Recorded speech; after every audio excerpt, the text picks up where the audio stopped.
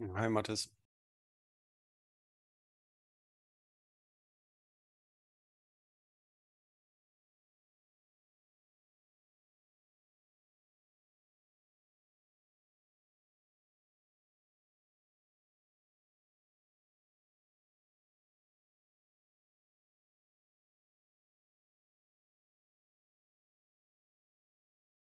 Hi, Darius.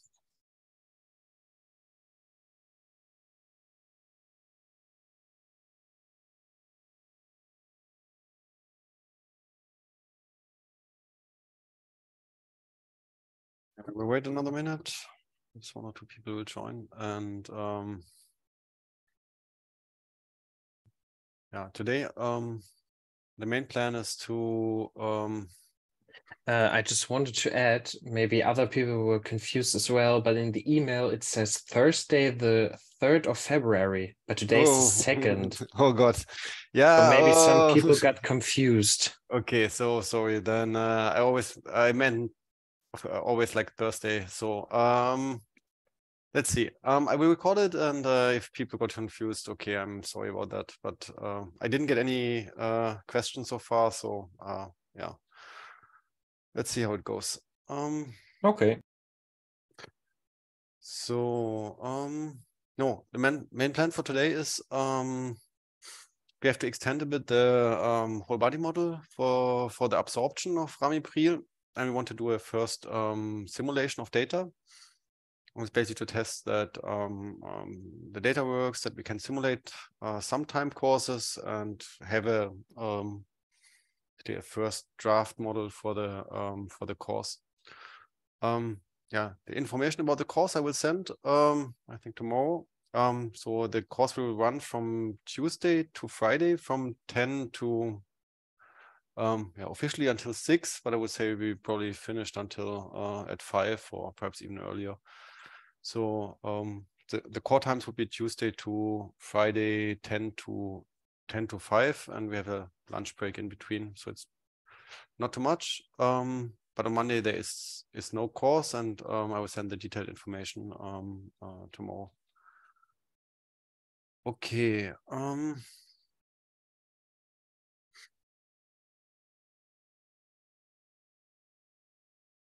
So last time we built the first version of the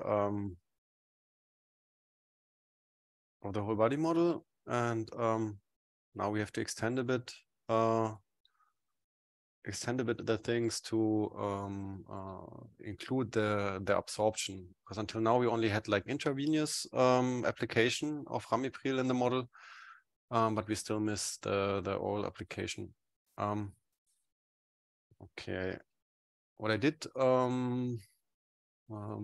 an hour or two, I basically created a model overview of what we have already, and I put this into a first document.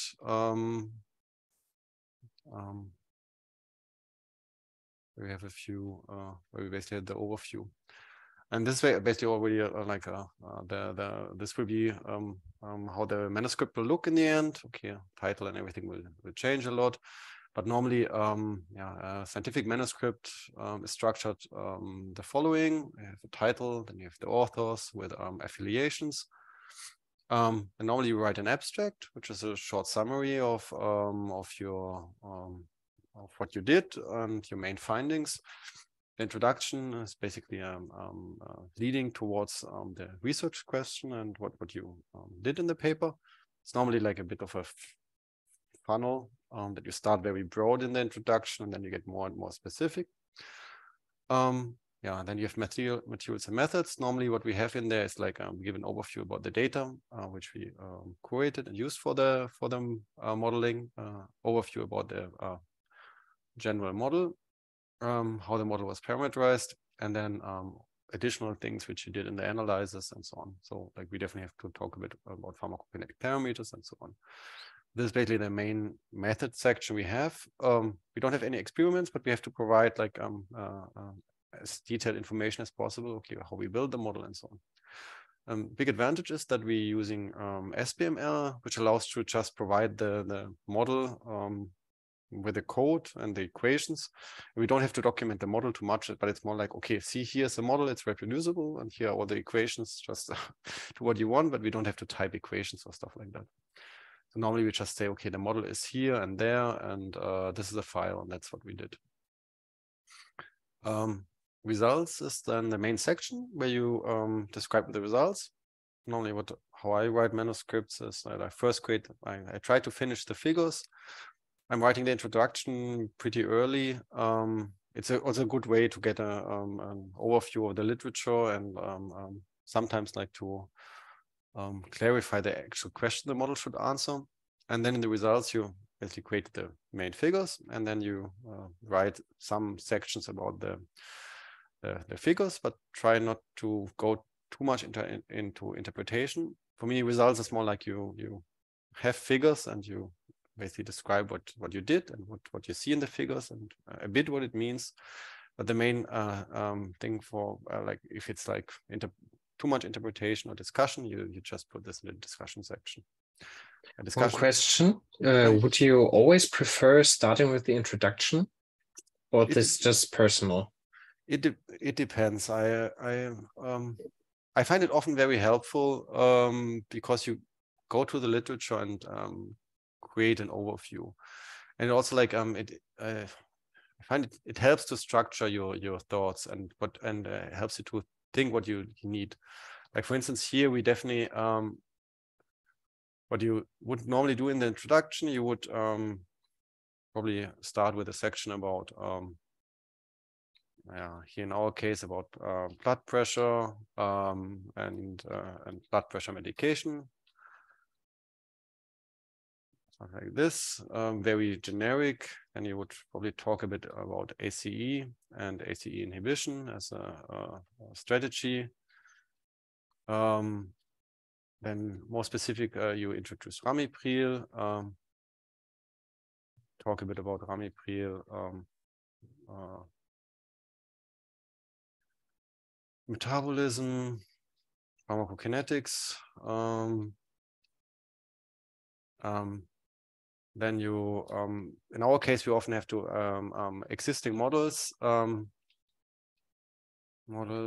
analyzes. This is more like to put it into context. You have to like you funnel this down to, okay, blood pressure in general, then there's ACE, then ramipril is one strategy, and then computational modeling is important, but other people did some work on that, but okay, there are basically, okay, there is a big gap of knowledge, and then you have to basically say like, okay, this is what we answered, and so there's, I would say, no integrated model,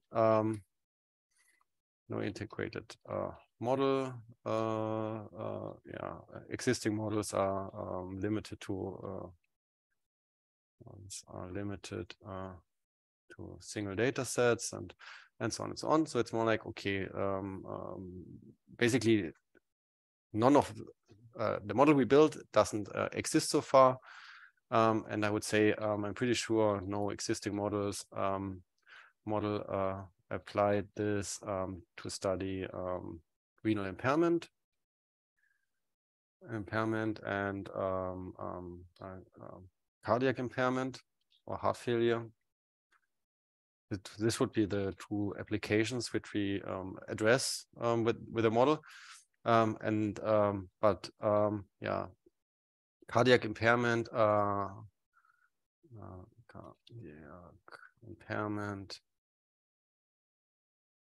is one of the key target population.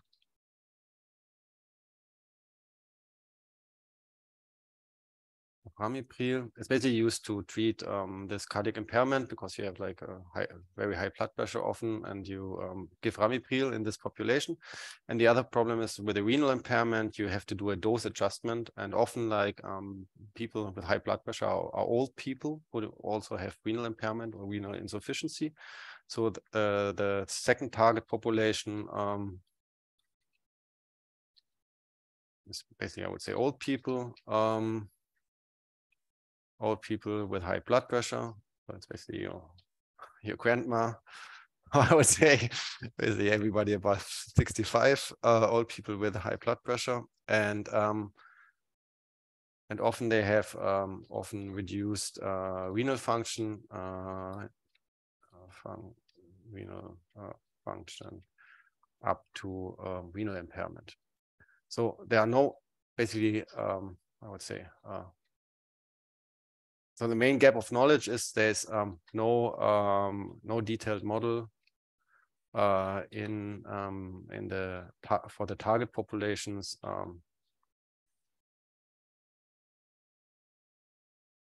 in which ramipril is used. And this is also what we will basically contribute. That is first, like we have an integrated only single data sets. Basically, our model integrates knowledge and data from multiple data sets.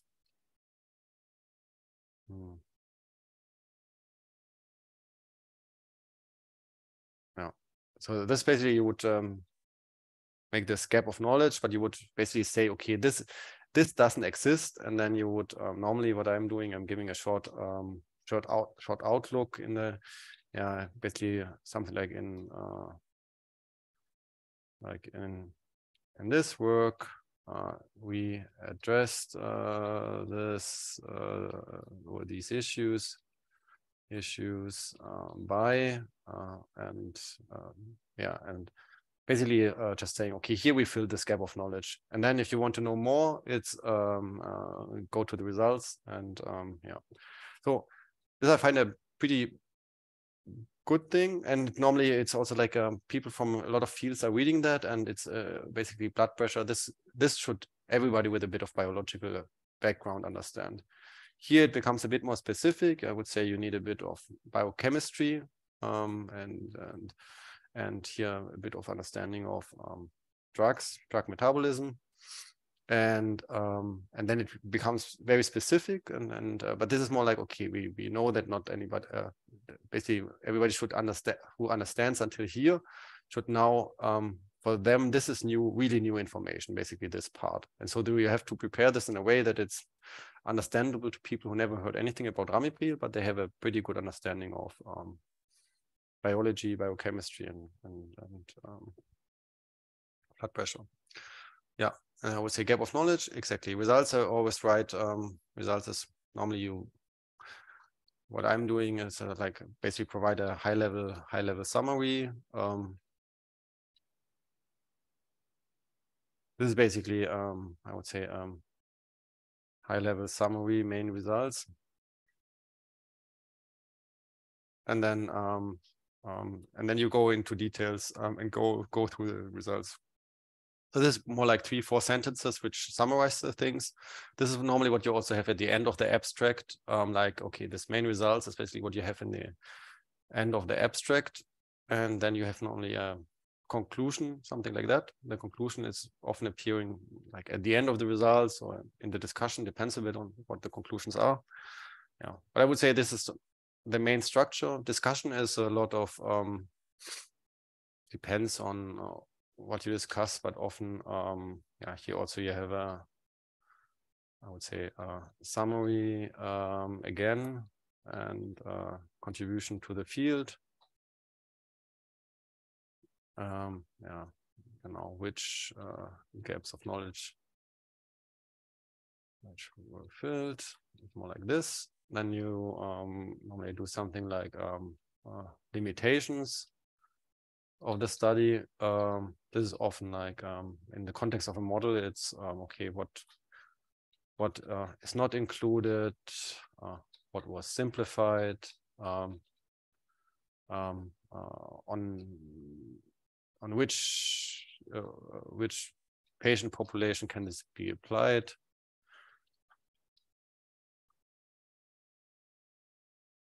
And then you often do like a bit of outlook, future work. Okay.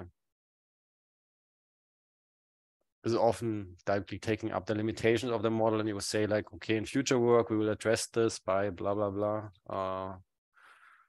And then normally you do a nice, I don't know, take home message or main conclusion. And this sentence often, I would put it in normally normally you put this part here at the end of the abstract. You put the I would say summary. This here gets normally pretty copy pasted in the abstract. And here, basically, what you have here, this is really shortened down to 3-4 sentences for the abstract. Or like this is shortened down to perhaps less than half a page for the abstract. And then you have your abstract, basically. You normally don't talk about materials and method in the abstract. The only thing is mentioning that what the approach was. And that, I would say, it's basically it. You normally put like conflict of interest are always good, especially in the context of medical fields, because many of these studies they get a lot of money from pharma. And of course, if we would get money from the ramipril industry, or I don't know, or from that, we should mention this here, because like, of course, we could be biased by the money we get or by the affiliations we have and so on. So this should be normally in the conflict of interest statement. You have normally an author contribution statement, and especially who did what and who contributed what. You have a funding statement, so where's money coming from for doing that, and some kind of data availability statement, and a lot of references, and in the end, figures and tables. Normally in this, if you write a manuscript, you put these at the end. These are all type, like normally this doesn't have to look perfect. This is all typeset later on by the journal, so it's more like it's important to have this more structured, and it doesn't have to be layouted perfectly here. This is all doing the journal later on. Perhaps about how much do you write normally? I would say like introduction is a page, 1.5 page. Abstract is half a page. Results depends a lot on how much you have, but normally like 4 pages, not more. And discussion is probably 1, maximum 2 pages. So this is like how much you have. Methods can be a bit more extensive. This can be between 1 and 3 pages. Depends a lot on how much you did and how much you want to go into detail. Normally this is like 1 to maximum 2 pages here. And so in the end, you, I would say until the references, you normally have, I don't know, 10 pages, 11 pages, or 12 pages. So it's not too much space, but it's all highly condensed information. So it's not like you can write like a lot of here and there, but it has to be all like pretty focused on what you want to say. And so it's like you need to have a bit of structure and idea what the messages are and what you want to convey with the paper, because depending on that, you have to structure things and organize your your chain of thought or your argumentation chain. References can be pretty long. And then normally you, I would say you have one figure, which is a model overview, high-level overview. This would look similar to that, but of course we have, this is just the first draft of what we have right now in the model. We basically have the application of ramipril. This can be distributed. We have a liver model and kidney model, and the circulation, the intestine model we will do today, so that we can do the oral application. And then the ramipril can be absorbed in the intestine. This is also the part which is missing still. And then it can be converted in the liver to ramiprilat. This is what we did last time via the SAS1 enzyme, or via additional reaction that can go through this ramipril secondary metabolites. Definitely the glucoronation is involved in this, so like some OGT enzymes. And then the kidney can excrete ramipril and ramiprilat and the ramiprilat metabolites. So this is basically what we have so far. This would definitely probably change a bit, depends on if there's fecal excretion and so on. But I would say overall, this is the main structure of the pharmacokinetic model.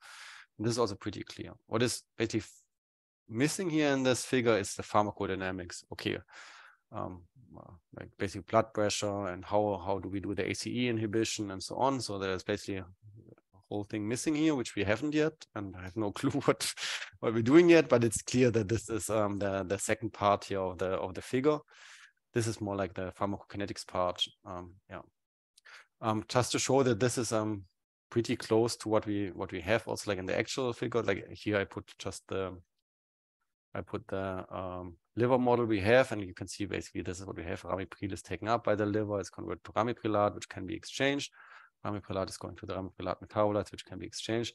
And this is pretty close to what we see here in this figure. So this figure is not one-to-one the model, but it's more like, okay, it contains the main things of the model, but at some points it's a bit of abstraction layer. So this is okay. This is somewhere in between like something very generic and something very specific and exact. This, I would say, is the exact part, but it doesn't help you too much to understand it. So it's like somewhere in between to help you understand what is the scope of the model and what is included in the model. So you should more understand, okay, there were a few main tissues and this is what they did, and also what was the pharmacodynamic effect. Similar we can see here for the kidney, the ramiprilat metabolites excreted, and this is basically what we see here.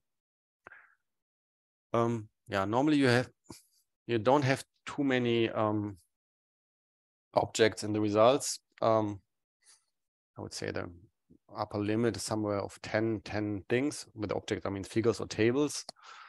But often this is reached pretty fast. Like many of the paper or older paper, they basically have like 2 or 3 figures or something like this. But for the modeling, it's more like, okay, we often have a lot of data and have to show the figure and have to provide a table and so on. So this is pretty fast at 5, 6, 7 elements. We definitely have like model overview. We have a table with the data which we use to build a model. And then we have like key results. There will definitely be a figure about a generic model behavior, like basically in the reference state. Can the model describe existing ramipril pharmacokinetic data and time courses? This is more like, okay, showing somehow to the reader that the baseline model is pretty good at describing the clinical data. And then this would be one figure, and then we definitely have 2 more figures, which is one application in renal impairment and application in cardiac output. So this is more like, you have a figure 1, which is more like model overview. And we definitely have figure 2, I would say, call this model performance. On healthy subjects, then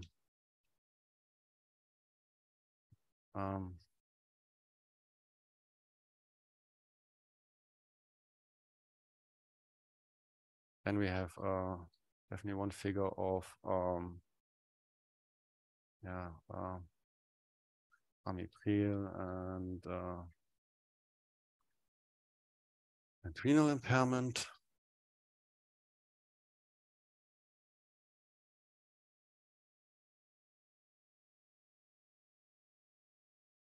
And then definitely one ramipril and cardiac impairment.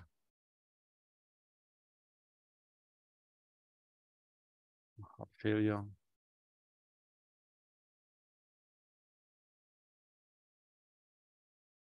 And we have definitely a table, one table overview data. Here something like this, table 1. And normally we also have a table about parameters and so on, model parameters and so on, because it's helping the people to understand what we did. And but then you can already see we have already basically 6 objects here. And one thing is I can imagine this is more like this will be definitely something more on the pharmacokinetic side. And then we will have probably one figure which is really going more in the pharmacodynamics. This model performance on pharmacodynamics.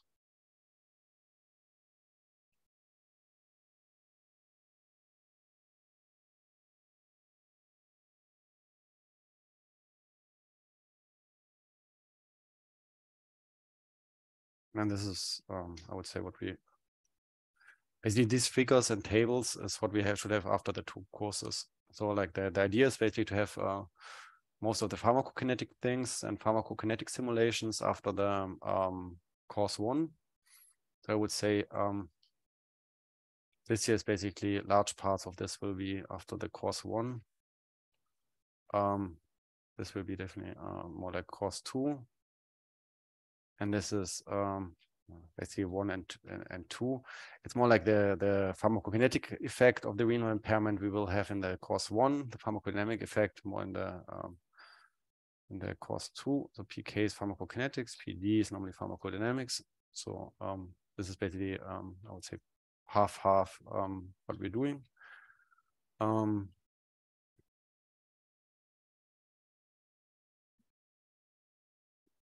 And then these tables are basically also like, yeah, they are just filled up during the courses. So, but they are also the people contribute in the 2 courses. But it's more like, okay, we will have a first version.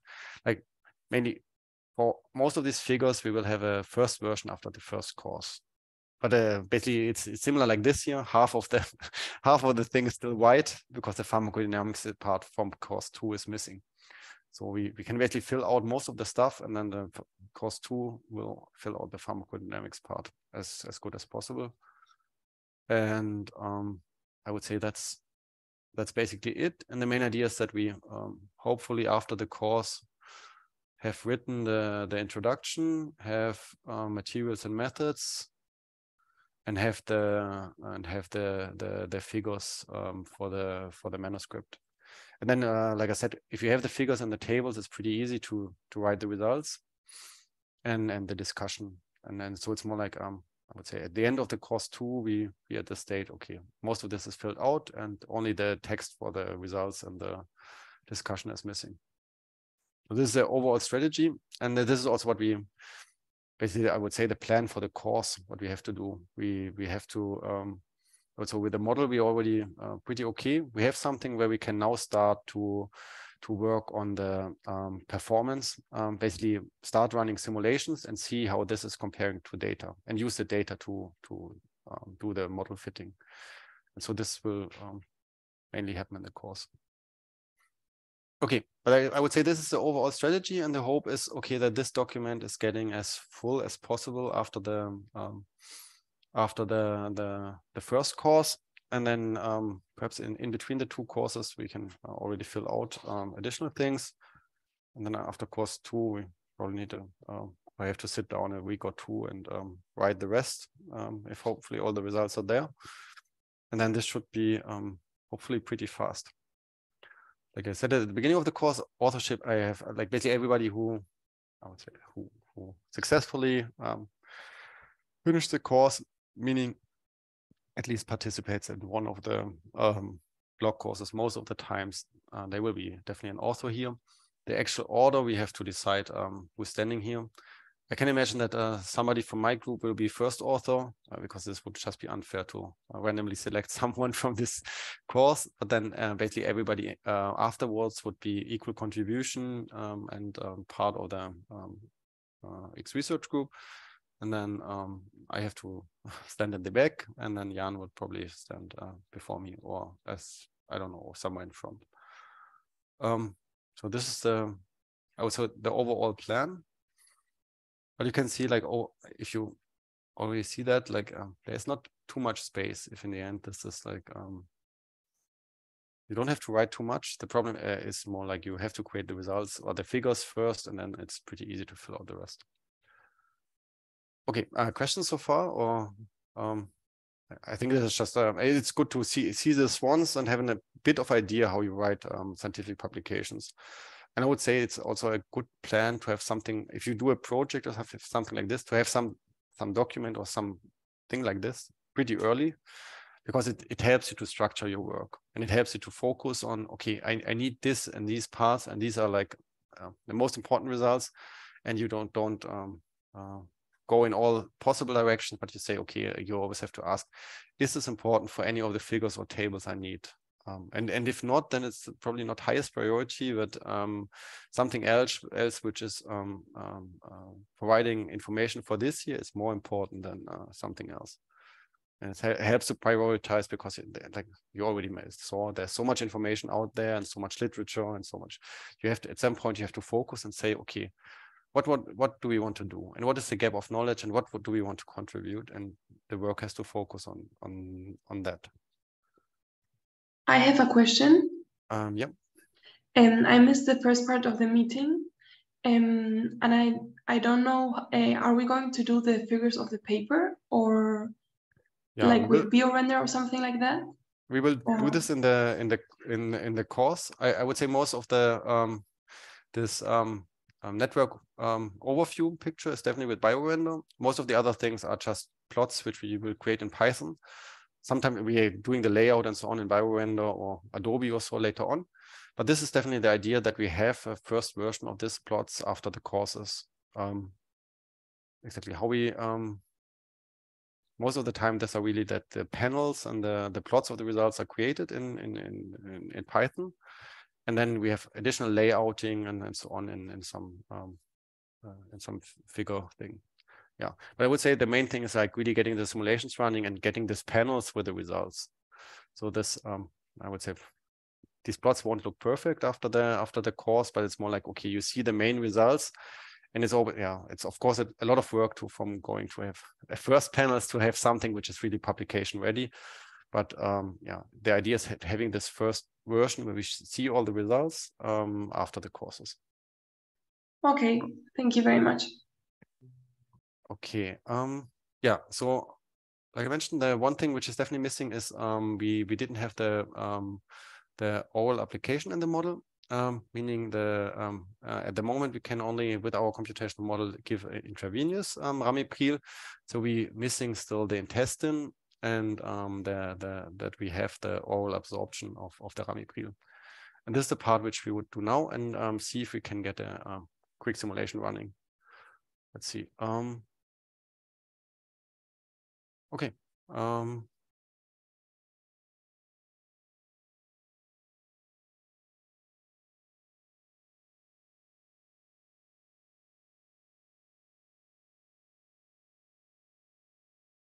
Okay, I just will commit my changes I have so far.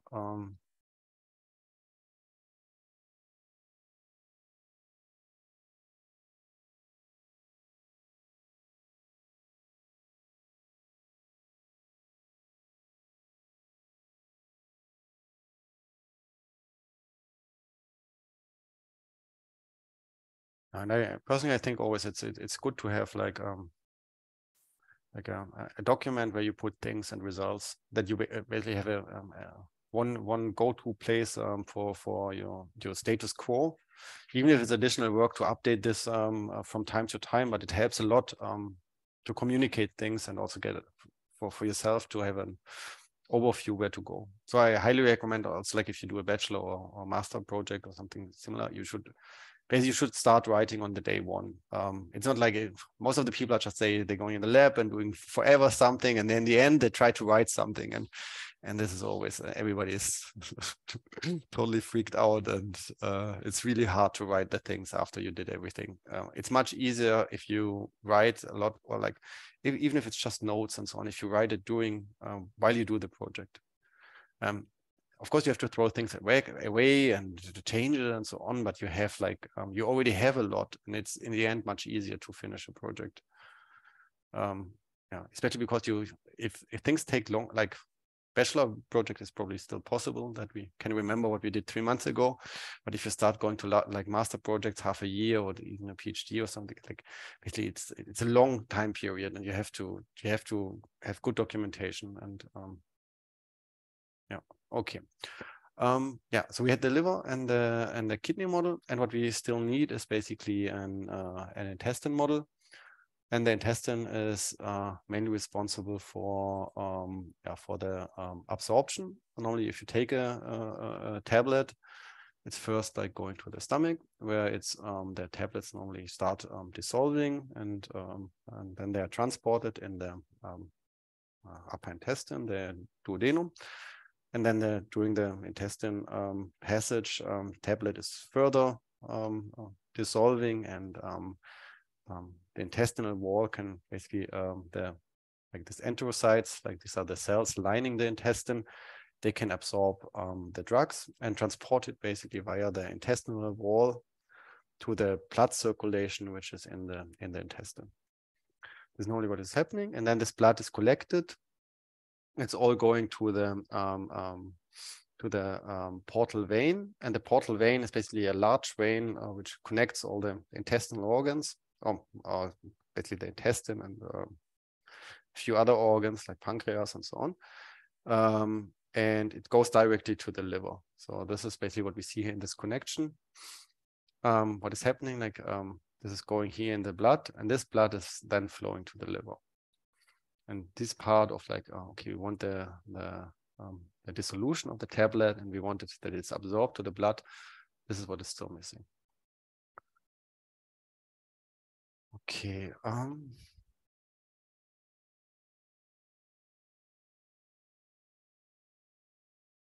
So I have to steal this a bit. That's always like, if I would start everything from scratch, this is this would take forever. So we will just see if we have something which is pretty okay, and then we will start from there.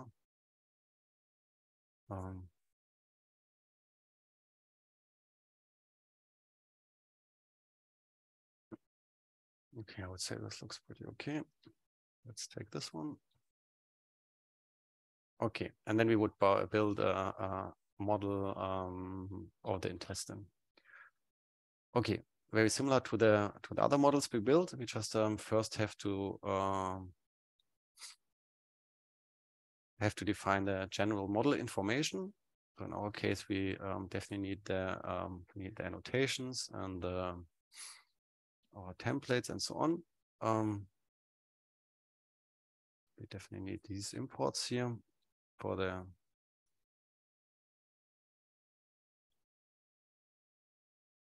intestine, and we don't need these annotations and so on. And this is, of course, an intestine model for ramipril. At this point, I have to go quickly back to the to our document and just figure out if we have some information if ramipril is also going to the feces. This can often be seen via the fraction absorbed, so how much is going in the different organs.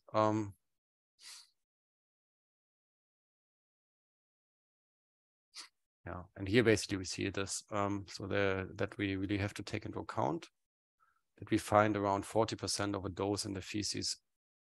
So we definitely need additional route, meaning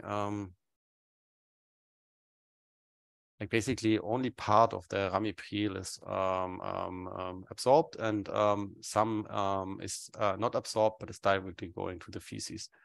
This can have different reasons. I would say the first reason, let's see images, intestine, just to visualize what's going on. Or do we have a nice intestine? Okay. Moment. Voices is enlarged.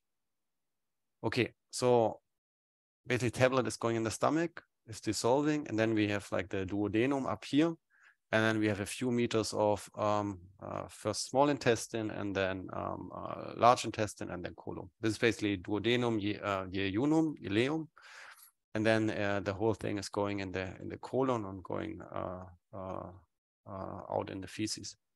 And of course, if you now like have only a little bit of absorption during this large passage through the intestine, then it can be that part of your drug dose is basically appearing in the feces. It means basically incomplete absorption during the intestinal passage.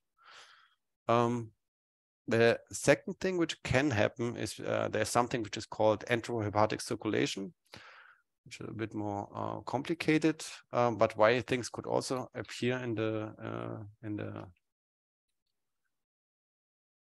in the intestine, in the feces. So, take circulation, pollinate images. Yeah, over here something like this. Yeah, so what happens, like basically you saw like you have the absorption in the intestine, and then this is appearing in the liver via this portal vein. This is what I explained before. And then it basically goes in the liver, but then in the liver, things can be basically excreted in the bile.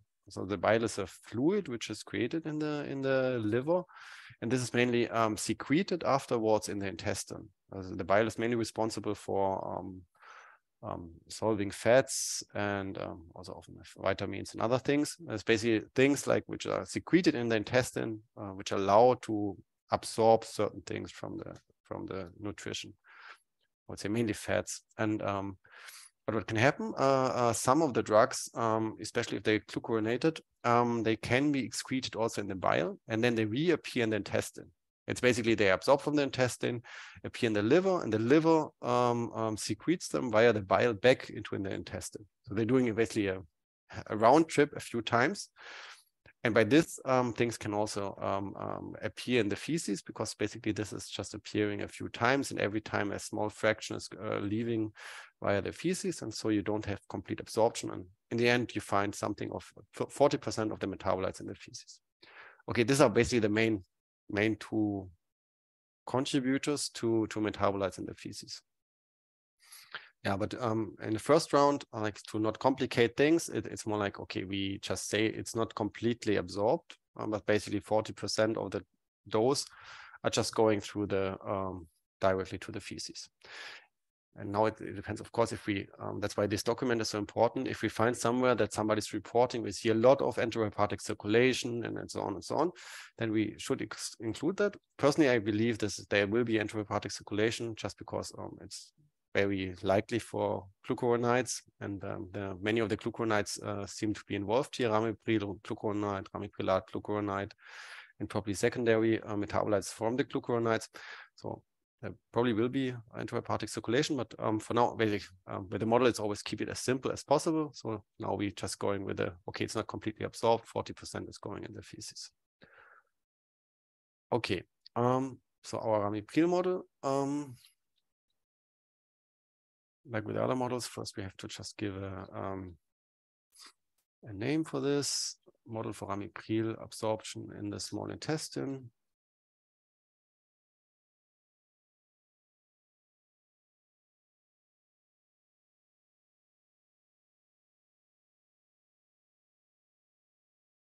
This looks good. We basically have an external compartment now, and now we have to think a bit what external means. So external means now, external is basically the plasma, and then we have the gut compartment. And so this is basically we have like, if we model like the intestine, and this is basically the intestinal lining, then there are two outsides.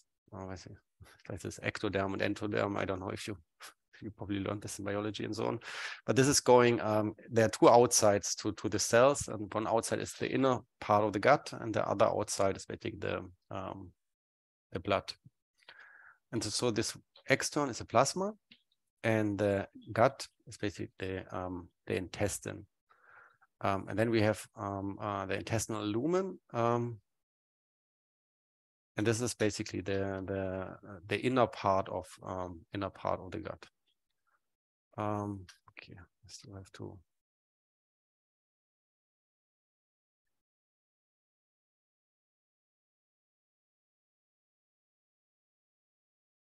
Then we also have the feces. That's basically where it can be excreted, and then we have the intestinal lining. So these are all the compartments we have. We basically have the gut, we have the lumen of the gut, we have the enterocytes, which can transport, we have the plasma, and we have the feces. So there's a lot of compartments involved in this simple absorption. This one must be correct. And then there we have like basically also the membranes, the apical and the basolateral membrane, but this is more like for just for localizing the transporters.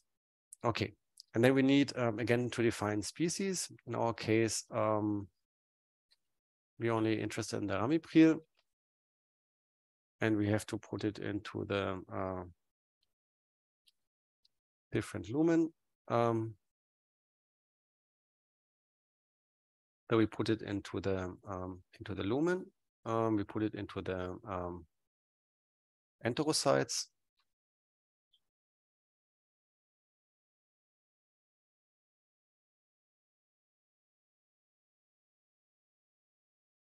Okay. We put it into the plasma.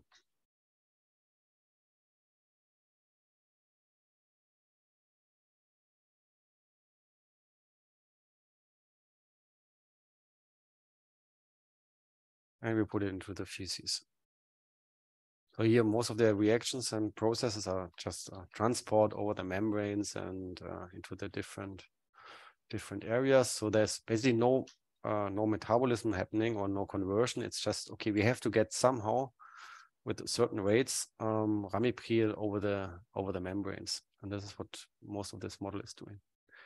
Yeah, we have now this parameter. This is called F-real absorption, and this is basically giving us the fraction which is absorbed of ramipril.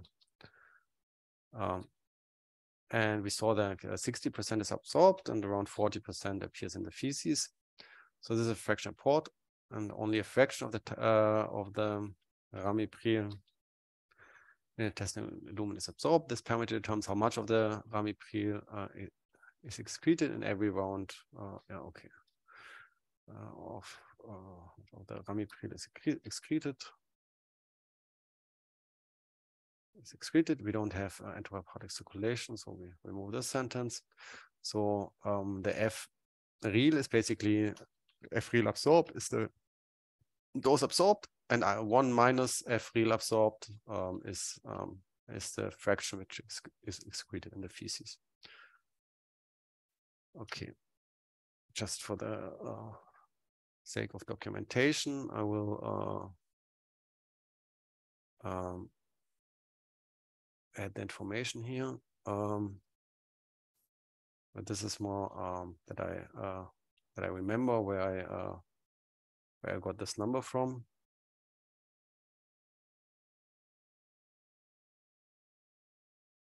Okay, and this number we got from this ball reference. Okay. Looks pretty good. So we have a 60% of a dose are absorbed. Then we have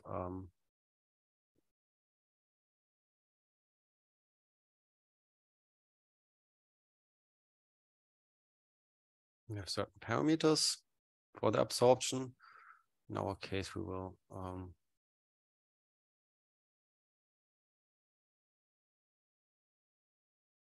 probably will keep this as simple as possible. So we just will keep things as simple as possible. So we don't need this in the enterocytes, but we just need one transport from the lumen to the plasma. Basically, we just want to know, or what we model is how fast is this whole thing going here from the intestinal lumen to the plasma or the portal blood.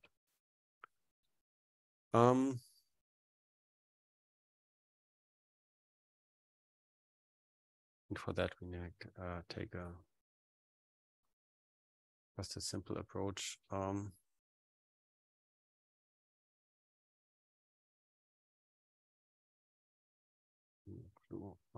This is basically the rate for that's the rate of ramipril absorption. So we need a real absorption parameter. The units we definitely have to fix. But I will do this at the end. First, we need the structure of the model, and in the end, we will take care of the units.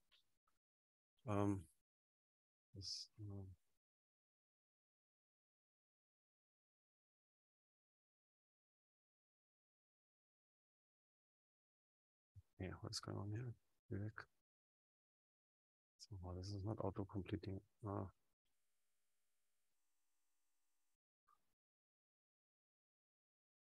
weight. There should be a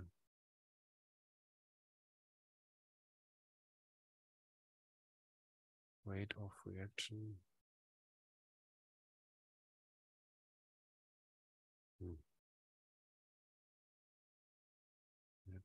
Kinetic constant. This is good. Yeah. And then we have a rule, and this is just giving us the equation. Okay, how fast is the absorption of ramipril happening? This is scaled with a gut, and then we have here our weight constant, which is actually the scaling parameter of how fast this is happening. And this is taking the ramipril, which we have in the lumen of the gut, and importing it. And this is in millimole per minute. So we have to get our units right. So our real in the lumen should be let's see, our real in the lumen is a concentration in millimolar. Basically what we have in this rate, we have just have to write this down to figure out the units. So we have basically millimole per liter times liter from the volume here.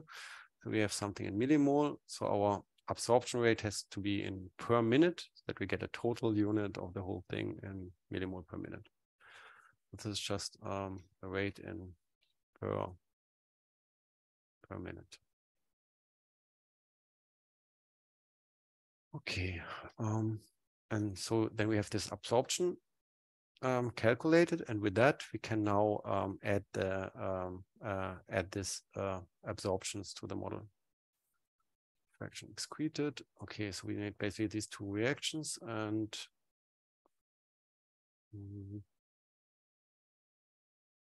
let's see.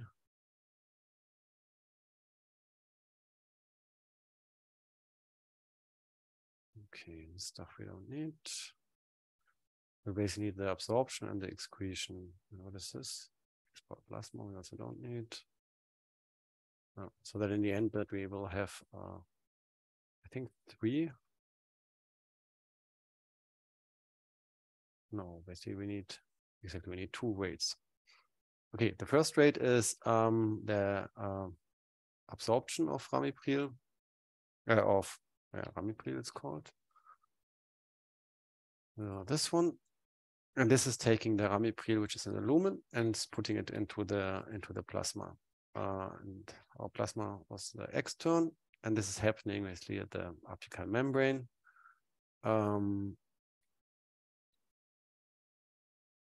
We don't need additional parameters. And then we just have to do the formula. And the formula is basically, okay, we define this rate of absorption above. It's basically here. We calculated that parameter. This is basically the rate with which is absorbed. And now we're saying, but only 60% are going from the lumen to the plasma. And the other 40%, this is basically the excretion in the feces. The other 40% going in the feces. Ramipril. Now this is the real in the lumen, but it's going to the feces. And using the this 1 minus the absorption. Yeah, meaning 40% of this absorption rate, or 40% of these things going into the feces.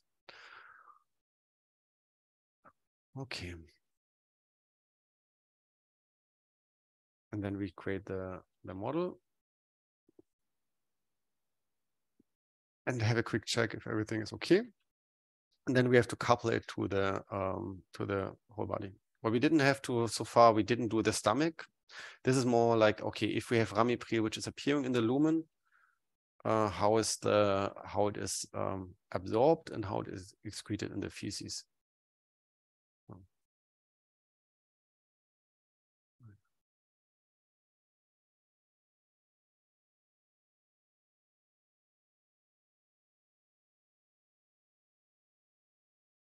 Okay, I have to check where we get our passes from. Okay, Where's this coming from?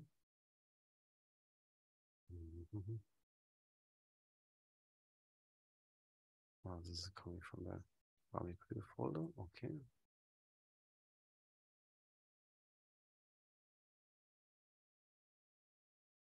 Okay, there's still some errors in here. Oh, yeah, okay, we somewhere have still real feces, which is undefined. Okay, didn't define any real in the feces. Yeah, because we still have a typo here, and I will just search for tal just to make sure that we replaced everything.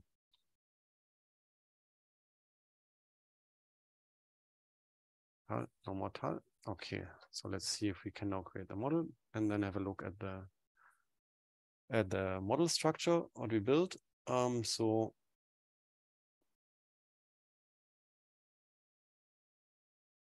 basically this is what we built now. So we're saying the ramipril appeared in the intestine, and then part of it can be absorbed in the plasma.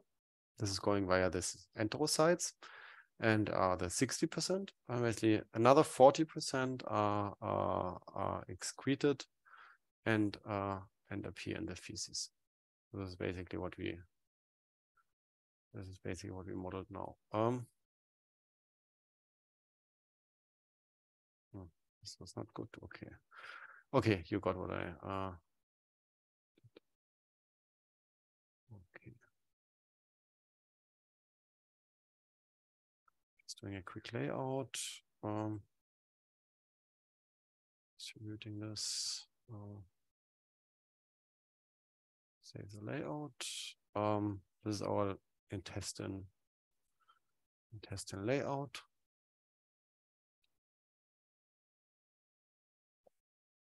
And just create a quick screenshot of that. We have it for the documentation. Export this image. Okay, I'm happy with that. And then I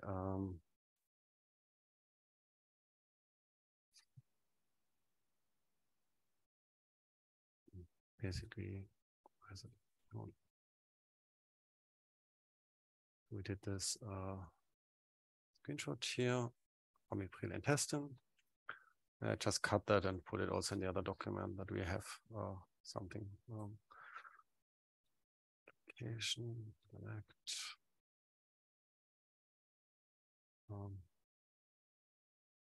Here, image, copy content, file export, and then just replace this file. Place. And then we go to the document and upload this file. But we also have it here in our documentation. Yeah, upload file, and then just add this overview of the intestine for now. This is our intestine.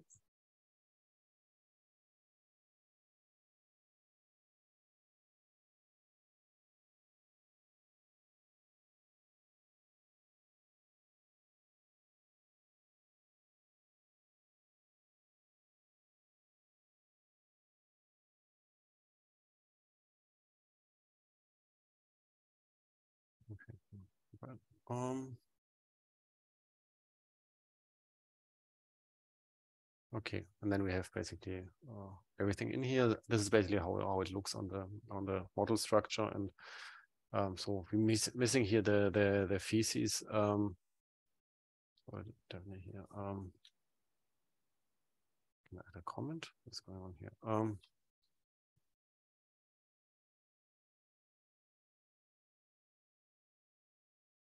So we definitely have to add this here to this overview. Okay. So this is not bad. So we have the intestine. I will just put this also in this model factory where we build all the models. So we have our kidney, we have our liver, we have our intestine, and then we just have to take care of the stomach and of the overall absorption. Yeah, model liver. Okay, model testing. Okay, and this should create all the models. I'm just executing to check that all the models can create it. And now we see we have kidney, liver, intestine, the body, and where everything is put together in this flat model. Okay, now we have to go back to the body model and make sure that we have oral absorption via the stomach and that this reaches the intestine. So for that, we have to activate here these parameters. So we have basically this dissolution constant. This says how fast is the tablet dissolving and how fast is this going in to the stomach. And then we also have to define, okay, the mapping to this external model. So basically we have a gut model, and this is our ramipril intestine model. And this is now one of the additional submodels which we added in the model. And okay, that we can load the tissue model. We have to activate this. Okay, this looks all good. Got submodel. So and then we have to just basically scroll through and check that that everything is activated. So what we have to do is we have to do replacements and map the volumes. So basically we have to map the plasma of the gut to the whole body. We have to map the actual gut, and we have to map the feces. Okay, this looks all good. Metabolites. Okay, so now we okay,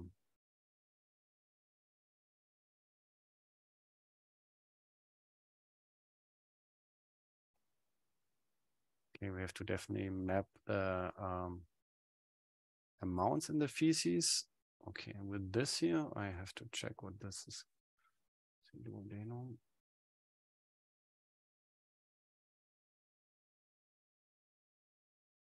I'm not sure if we need this here.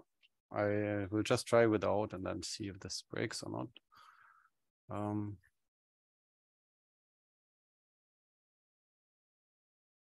Yeah, we have to map our ramipril. So this is basically the only substance which can we give orally. The ramiprilat and the metabolites not. So it's a real. And now we have to do the replacements between the submodels. To say that basically the amount of feces in the whole body model correspond to the amount of feces in the intestine model. And we have to do the same with the intestine. Oh, I really don't like these names here. This won't work. Okay, we have to.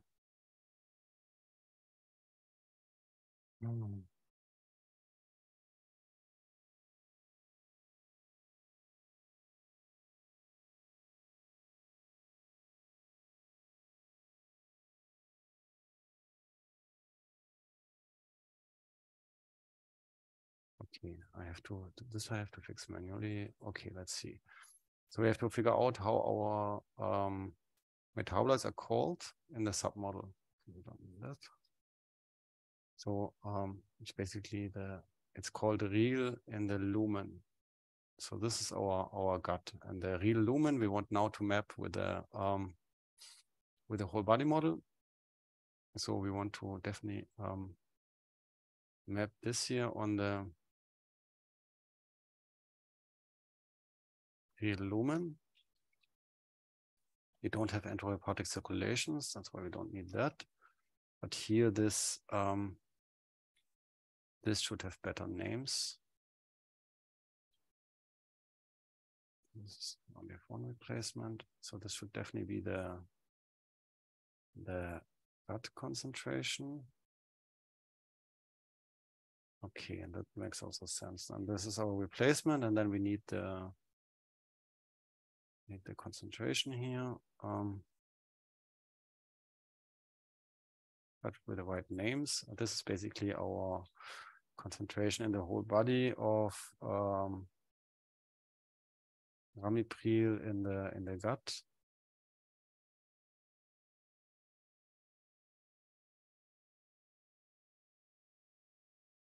Compartment we don't like. Where's this duodenum?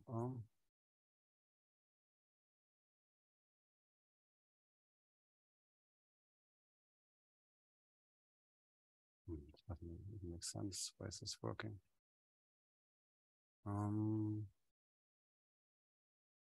Okay, I just have to see what compartments we defined. So it's our gut compartment, and this is what we want here also. We want to really put this into the gut. So this is our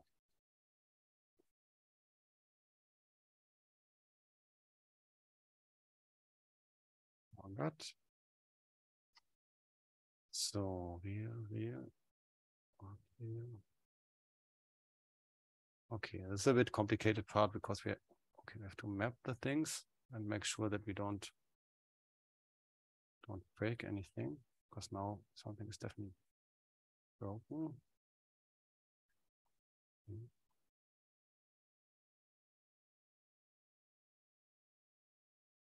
Oh, where did I place this here? Doesn't make sense. Okay,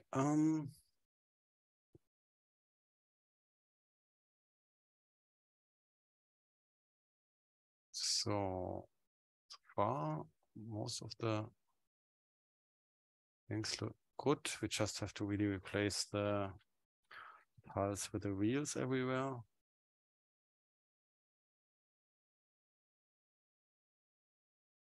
This looks good. But okay, this we like. This is the rest of the whole body, all the organs, and okay, and then we have this is basically our dosing, our dissolution.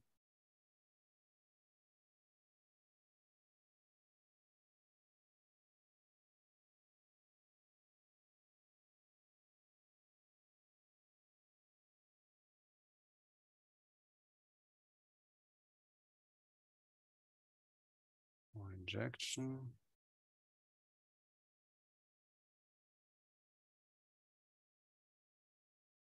Okay, calculate this, and this is just to calculate the amounts in the feces.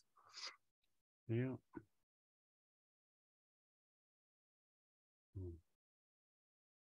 This is our blood flows. They are not affected by the absorption. Okay. Not too sure this is good. Let's see what's going on.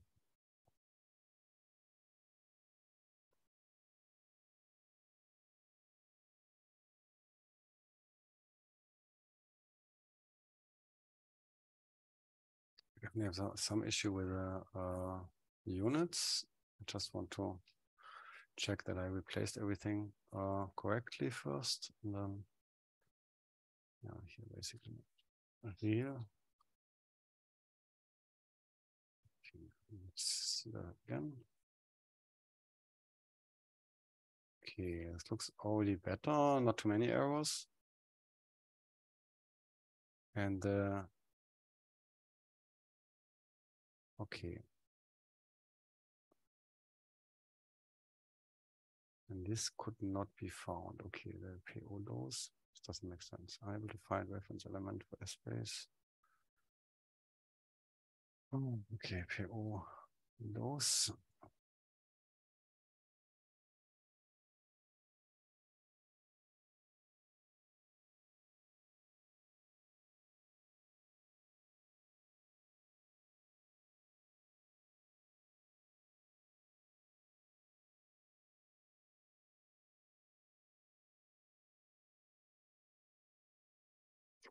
Okay, here we doing the replacements. Okay.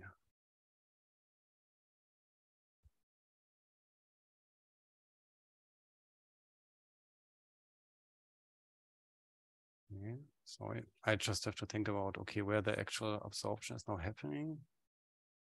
Because here we only have the EV dose, so we need the PO dose. We need them in the submodel also. Okay.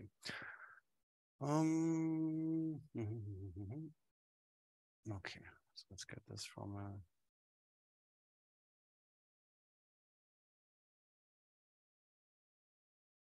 another model. Why do we have that? Let's access one.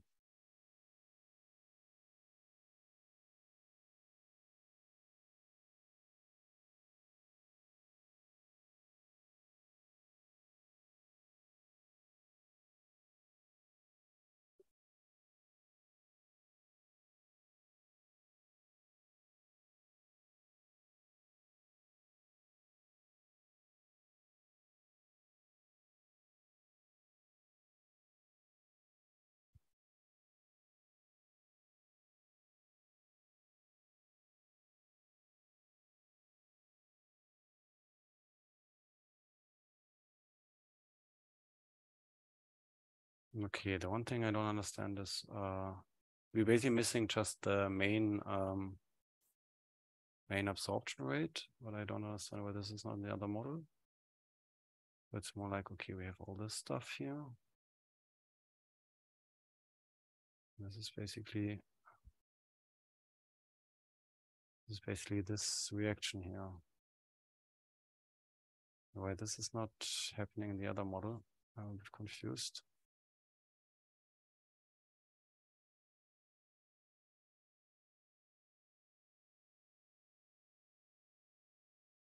Okay, let's have a quick look at the other model again.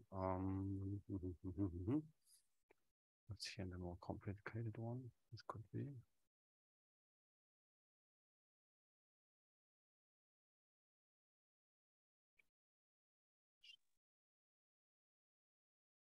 Option. No. Ah, yeah, here. Exactly. We need it. We're missing these equations here.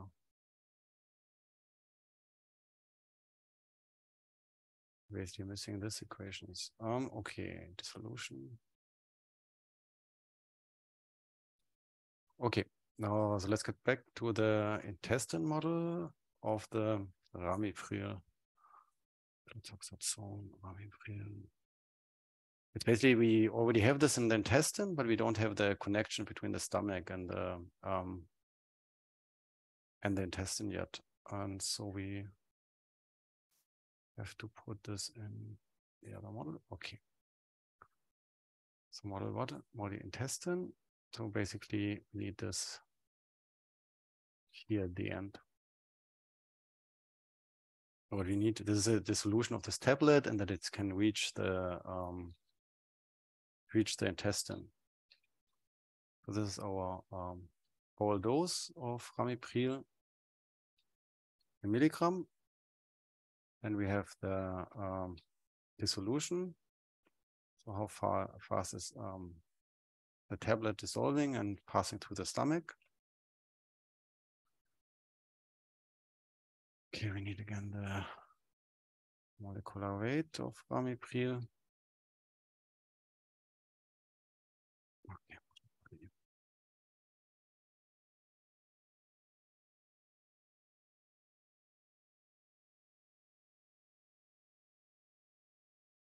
Okay, we definitely have to look this up now. Need the ramipril molecular weight.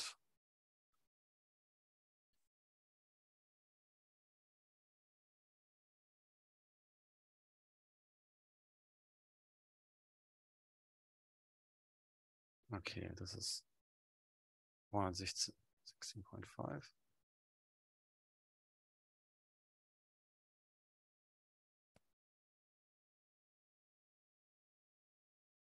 And we would look up the ramipril also.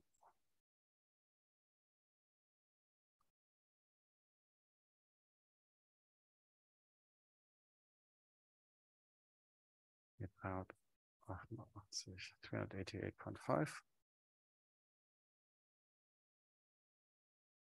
And for the metabolites for now, we would use the same amounts. Here it's not so important because we don't have experimental data yet. if we have experimental data, this values really have to be correct. So we have to use the same value in the intestine. Molecular weight of ramipril. Okay, and then we have here these equations for the dissolution of the tablet.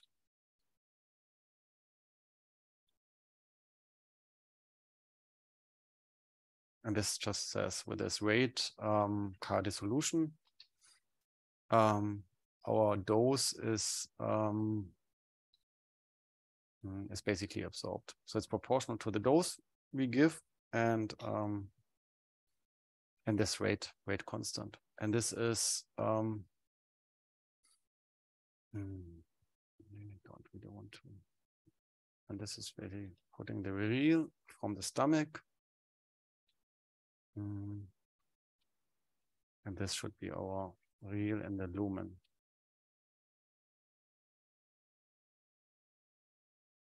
Okay, perfect.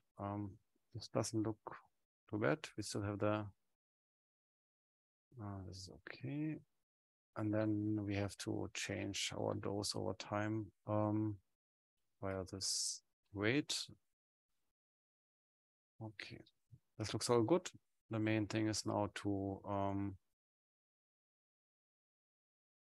fix these issues with this volumes. So I have to look how this was done in the other model.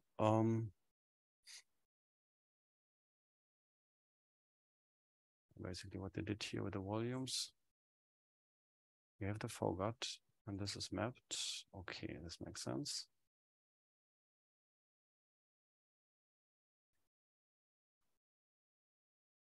Okay, let's check in our model. If we can build the intestine model, now we basically added the stomach absorption. So per hour we don't have. Okay. So we have to add the units to our model.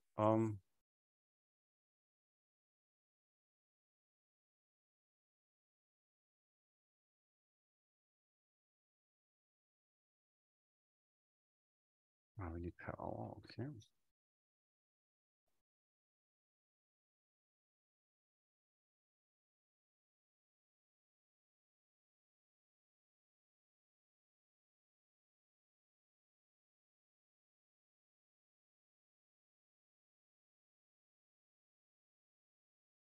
And we need a few more units.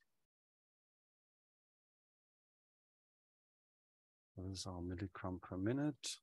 So basically weights in gram, milligram per minute.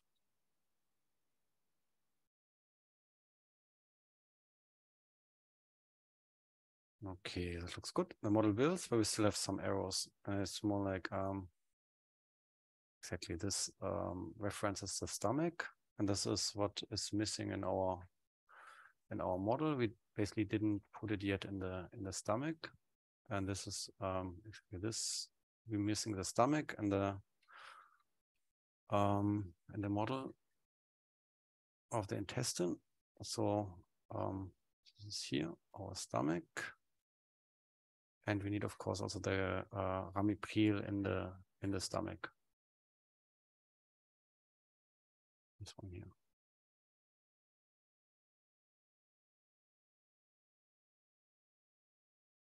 This is Slowman.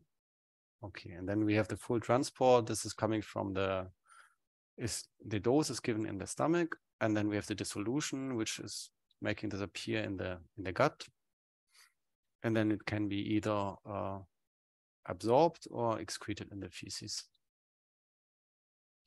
And then we okay, this part is working in the intestine, and we just have to fix the mappings to the whole body model. Okay.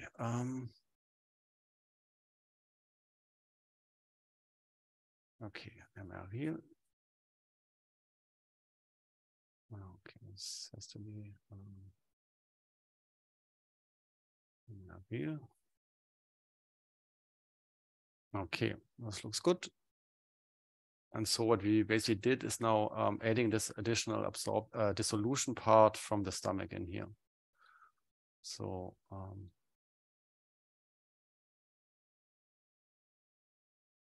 System layout open.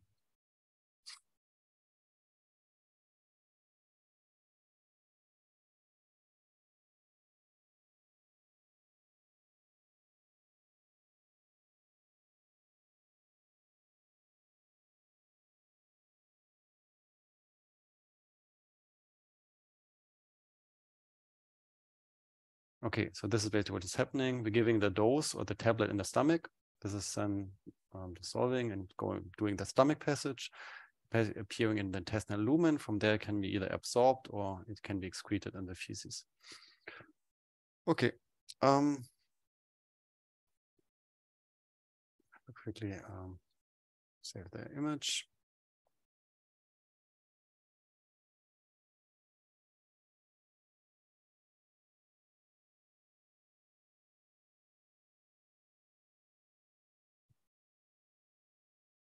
Yes, overwrite it, and then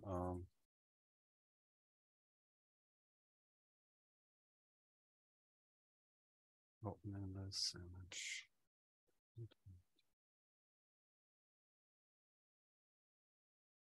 Exporting the image.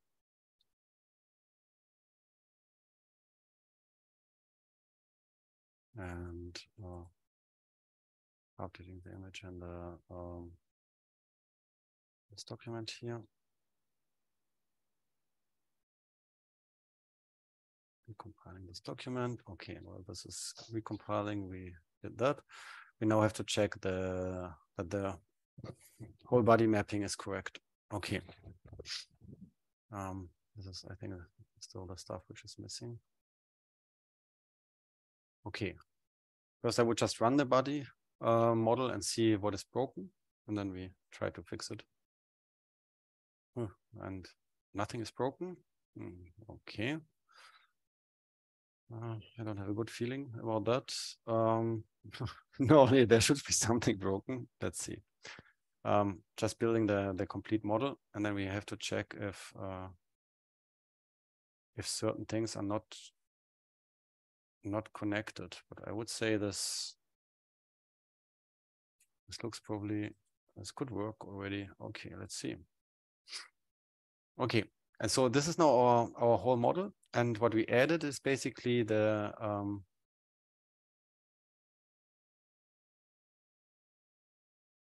here, this lower part, this here. Basically, we added this part of, okay, ramipril is given in the stomach. This can go in the gut. Part of it is excreted by the feces, around 40%. And the remainder is absorbed and appears as in the plasma and can then go via the portal vein to the liver.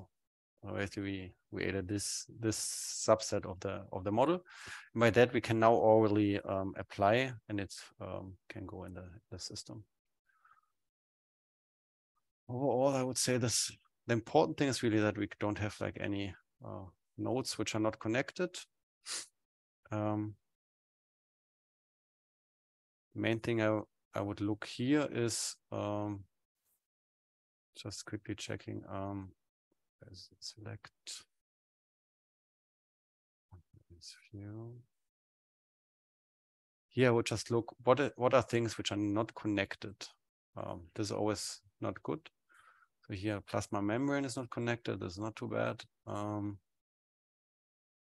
This looks good, but basically we don't have things which are just lying around and not connected, because this could be a problem that things are not mapped between the whole body and the small, but it looks pretty good. All the small things here are units we don't care about, but everything else is pretty connected here, which looks really good. Okay. So I would make another 10-15 minutes just to check if we can create a first simulation. Yeah, at this point, yeah, basically we have this intestine model added, and then we would just run a first simulation with the model.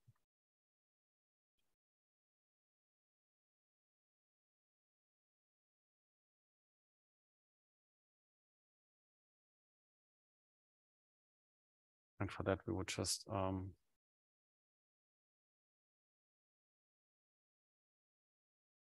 let's see, do we have a simple scan somewhere? fitting. And this version. I would say this looks pretty good.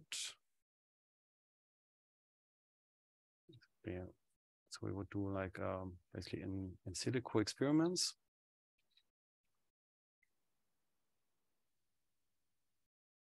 Okay, I have to write this right. Experiments.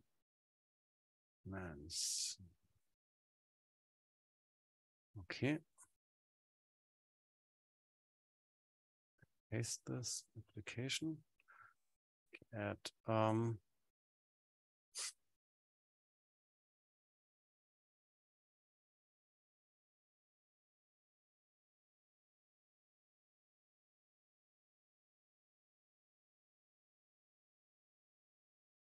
would just install the simulator that we can run simulations.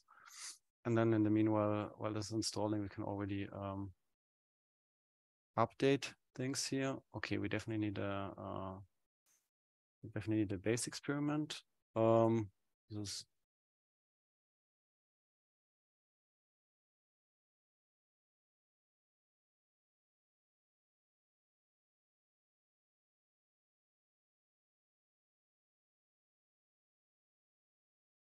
okay, so let's first adapt this one. It's basically just reusable functionality for simulations. And there we don't need pharmacokinetics, but we definitely need the molecular weights for RIL and RAT. We don't need any of this stuff. We don't need the metadata. And then we need basically we want to run a simulation, and this is done via a simulation experiment.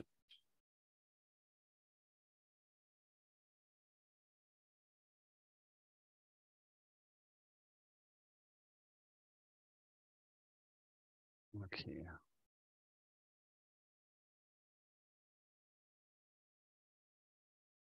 We have to select a subset of things which we're interested in. We definitely have in the urine we have the RAT.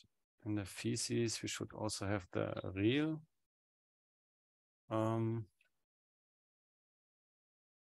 Here we should also have the RAT metabolites. RAT metabolites exist also in the system. These are definitely things we are interested in. In the liver, we have also the RIL we are interested in, and all the stuff we don't care about. Okay. Here we have a few labels. I just would synchronize that with what we have up there.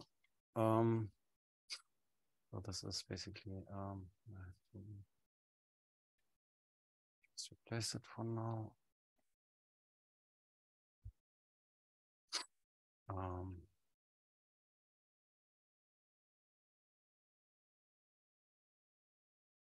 And this is basically just that we want to access certain things in the simulation and plot certain subsets. And so we just have to define, okay, what are our IDs and what do they represent here in our simulation. We have the RAT met, this is ramipril,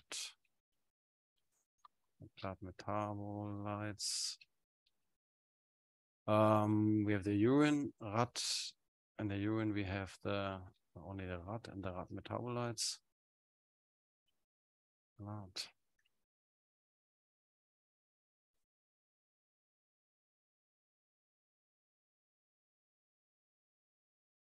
Okay, in the feces. Okay, this looks good. RAT.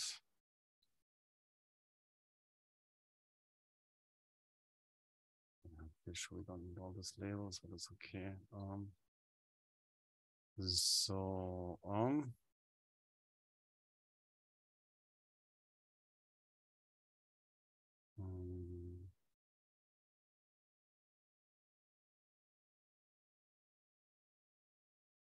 sure we don't need all these labels here.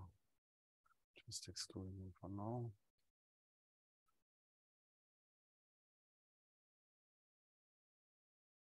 Don't need any of this stuff. Okay.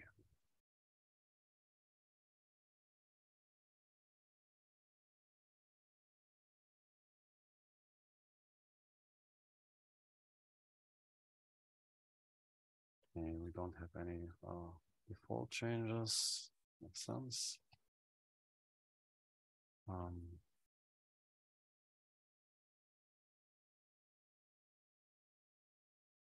So simulations. Yeah, and the important part is here what we are selecting. This is basically this subset here. We just want to select the things in the model.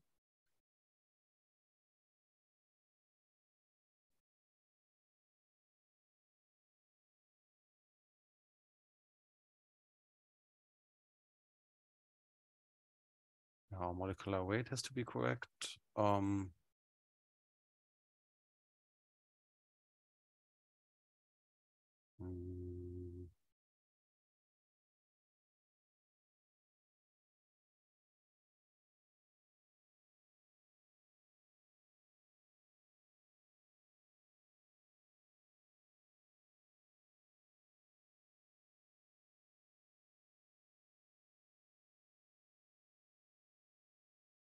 Yeah, molecular weights have to be correct. For the VAT.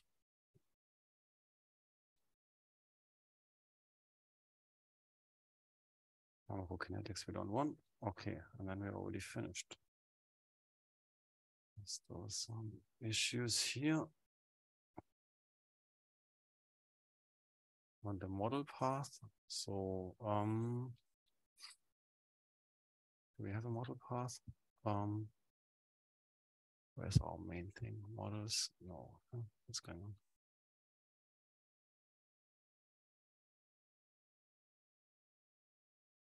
No. We have to define our model path. This is basically our main model which we want to simulate, which is the whole body model.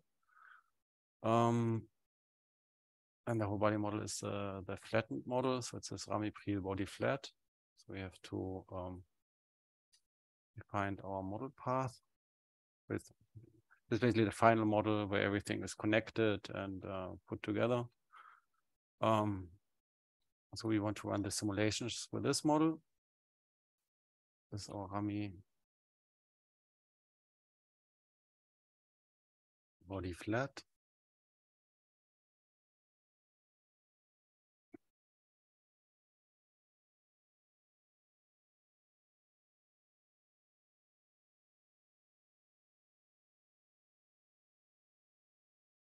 There's our model path. Okay, we don't need any of that. Okay, so yeah, 5 more minutes and this should be done. This looks already good. And then we just have to run the actional experiment.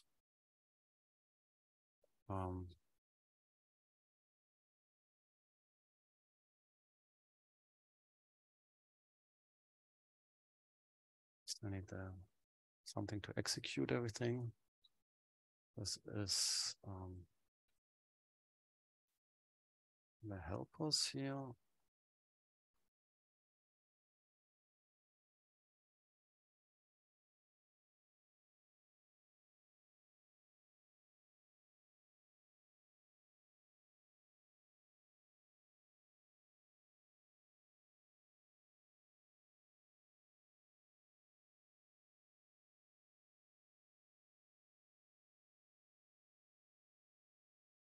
Okay, definitely need the results folder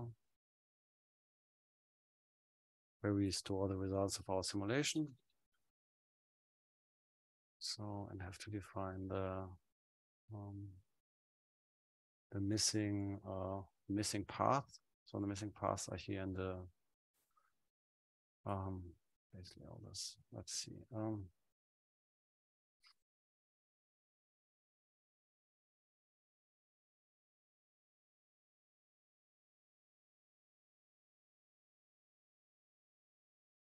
Basically this stuff here.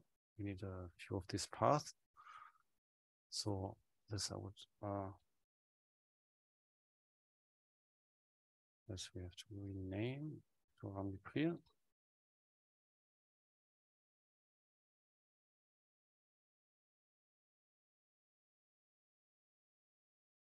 And we need a results path. For now, this is just this ramipril and results. This we don't need, but we need a database path.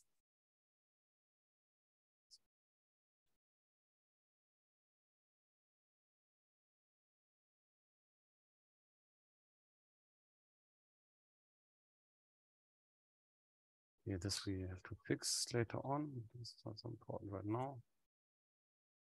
Our data path ramipril. This is later on where all our studies are with the data, so we can load that.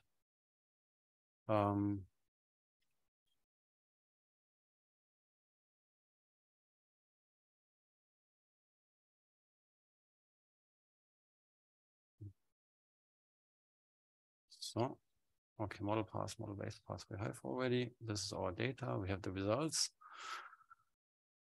Okay, and then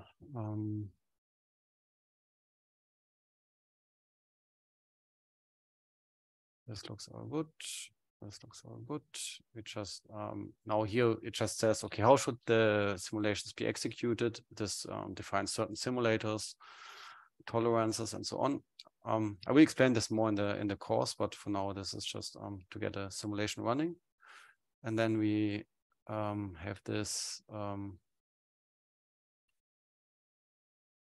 this simple simulation. Which is then one of these ramipril here's ramipril simulation experiments. And now we're testing the application of all ramipril. I will just give 50 and or I don't know 5 and 10 milligrams. I think that's are normal doses of ramipril. And then we basically what we're doing is we're running a simulation. And we're saying, okay, we want to run this for a certain time. Here we want to run it for 10 hours and want to test a certain real dose. And for that, the only thing we do is say we take the model how it is and give a certain dose, give the either the 5 milligrams or the 10 milligrams. Run the simulation and in the end create a figure of this ramipril application. And there we want to plot certain things, and we want to plot the venous concentration of real, the liver concentration of real for now, and a urine of rat, and okay, there are feces of real, so that we just plotted something. Let's plot grouped species. No idea. Ask real. And so this is our real dose. So let's see. And if we're lucky, this should already execute. Okay.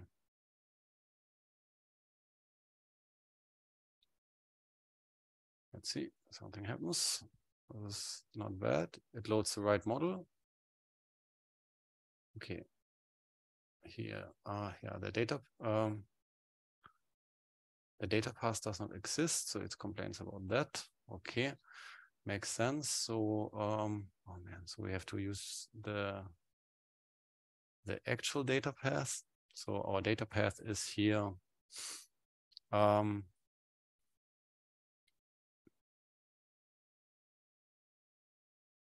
Basically our data path to be. Our data is lying basically here in the data folder. And I think in the studies ramipril, basically here studies ramipril. This is our data folder where all our digitized data will come in. So this is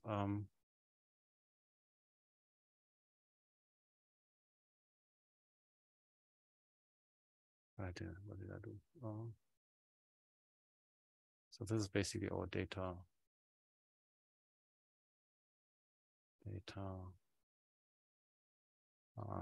Ramipril.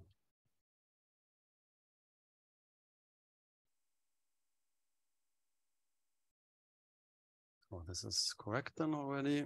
And then let's try to re-execute this stuff. Okay, and so what now is happening is basically just trying to give 2 different doses, getting the, okay, that's not good. Basically, I have too much stuff open and running out of memory right now. Okay, I will just try to close some things here. Okay, so looked, I would say it looked, didn't look too bad. Oh man, Zoom I can't close. The problem is Zoom always needs a lot of memory. Sorry. Okay, and then I will retry. Let's close other tabs, closing everything, and also closing the other project. We don't need that anymore. Okay, and then let's retry if this is working. Not that, but the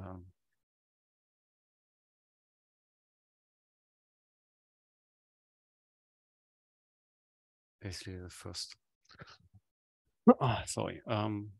Basically the first simulation.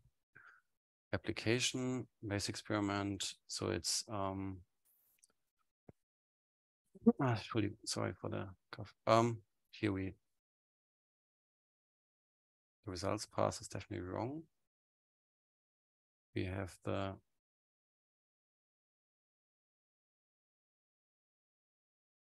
wrong. Oh no, it looks okay. We definitely want a different results path. I would just put this in the top folder.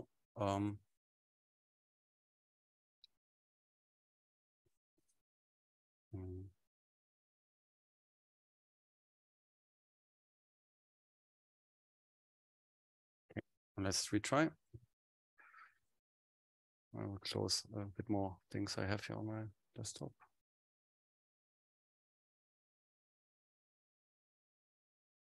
Okay, nice. You can see basically what it did. It's a first simulation with a model, and it's giving an oral application of 2 different doses of 5 and 10 milligrams of ramipril, and we can basically see how this is distributing and already eliminating. And this is if you just remember the just look a bit at the pharmacokinetics. So if you remember these curves, how they look like, this doesn't look too bad. Like even for the ramipril, we have here like 2 hours. So I did like basically educated guesses for the parameters, and you can see already this first model without any parameter fitting, just a few educated guesses, provides first good estimate of the ramipril. Because we're not plotting any ramiprilat and so on, but we're seeing basically part of the ramiprilat is appearing in the urine and part is appearing in the feces. So this looks all good. And we see also this is going down to 0. We didn't plot the ramiprilat now.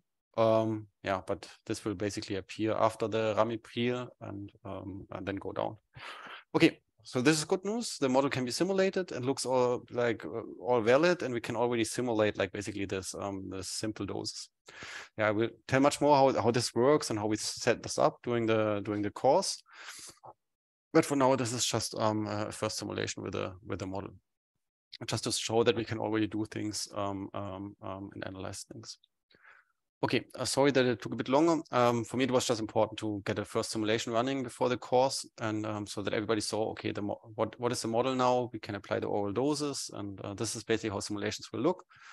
And now is, of course, now we have to simulate the data. It would be basically like, okay, for instance, if we have data sets with 5 milligrams and have urine data, we have to map the actual data here on the simulation curves and compare that and use the data for the parameter fitting and so on. So this is basically the next step, like getting the data together with the simulations and then use that for the optimization of the model. Okay, so far so good. I will stop here. If you have questions, please ask. yeah, sorry that it took a bit longer. I will explain more how the simulations work. And yeah, if you have questions about the data creation, unfortunately today I didn't have so much time, but I tried to answer everything which I got via email. Okay. Hi, you have mentioned that we can stay a little bit longer after a Zoom call. Exactly. Yeah. I still have an hour, so if you want, please just stay, and we can also we can just solve yeah, issues. that would be great. Yeah, perfect. So I will stop the recording, and then just give me a second. I have to stop share.